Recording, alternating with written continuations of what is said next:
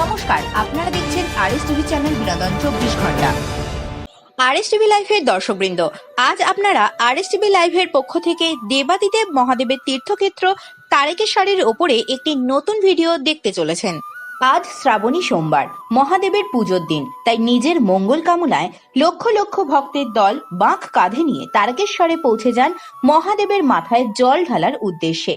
কিন্তু কিভাবে সৃষ্টি হলো এই তারকেশ্বরের শিবলিঙ্গ? কে প্রতিষ্ঠা করেছিলেন এই মন্দির? কি বা তার মহিমা? চলুন তাহলে জেনে নেওয়া যাক তারকেশ্বর মন্দিরের ইতিহাস। হুগলি জেলার তারকেশ্বরে রয়েছে এই তারকেশ্বর মন্দিরটি। কলকাতা থেকে প্রায় 58 কিলোমিটার দূরে অবস্থিত। এই মন্দিরে শিবকে বাবা তারকনাথ নামে পুজো করা হয়। কথিত আছে 1729 সালে এই মন্দিরটি প্রতিষ্ঠা করেছিলেন উত্তরপ্রদেশের বাসিন্দা অবাঙালি শিবের উপাসক বিষ্ণুদাস। বিষ্ণুদাসের এক ভাই শিবলিঙ্গের সন্ধান পেয়েছিলেন। জঙ্গলের মধ্যে থেকে এই লিঙ্গ নিয়ে এসে প্রতিষ্ঠা করেছিলেন বিষ্ণুদাস। স্থানীয় সূত্রে জানা যায় শিব ভক্ত বিষ্ণুদাস এসেছিলেন অযোধ্যা থেকে, কিন্তু হুগলিতে এসে একঘরে হয়ে যান তিনি।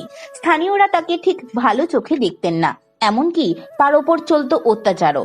এই কষ্ট থেকে উদ্ধার পাওয়ার জন্য মহাদেবকে ডাকতে থাকেন তিনি। এই সময় বিষ্ণুদাসের এক ভাই দেখতে পান জঙ্গলের মধ্যে একটি পাথর খণ্ড রয়েছে। গরুরা প্রতিদিন এই খণ্ডের ওপরে দুধ দান করে যান। তখন বাড়িতে এসে দাদাকে সব কথা বলেন তিনি। তখনই স্বপ্নাদেশ পান বিষ্ণুদাস। স্বপ্নে মহাদেব নির্দেশ দেন এই পাথরটি তাঁরই রূপ। এরপর বিষ্ণুদাস জঙ্গলের মধ্যে মহাদেবের মন্দির তৈরি করান। শিবের তারকেশ্বরের রূপে পূজিত হতে থাকেন এই মহাদেব। তবে আজকের তারকেশ্বর মন্দির অবশ্য মল্ল রাজাদের হাতে তৈরি। শোনা যায় স্বপ্নাদিষ্ট হয়ে মল্ল রাজা ভাড়া মল্ল 1729 সালে এখানে মন্দির তৈরি করান। রাজবাড়ি থেকে তারকেশ্বর মন্দিরের দূরত্ব প্রায় 3 কিলোমিটার।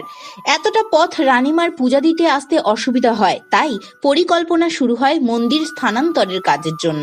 কিন্তু শেষ পর্যন্ত মন্দির ছেড়ে যেতে চাননি মহাদেব, তাই রাজবাড়ির কাছে নতুন মন্দির নির্মাণ করান মহারাজ।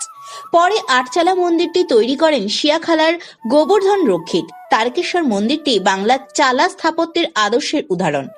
তারকেশ্বর মহাদেবকে বলা হয় স্বয়ম্ভু লিঙ্গ, কারণ তারকেশ্বরে শিবলিঙ্গ কেউ স্থাপন করেননি। তবে মন্দির সংলগ্ন দুধপুকুরে স্নান করে বাবা তারকনাথের পুজো দেন সাধারণ মানুষ। ভক্তদের বিশ্বাস দুধপুকুরের জলে অলৌকিক শক্তি আছে। এখানে স্নান করে পুজো দিলে আরোগ্য লাভ হয়।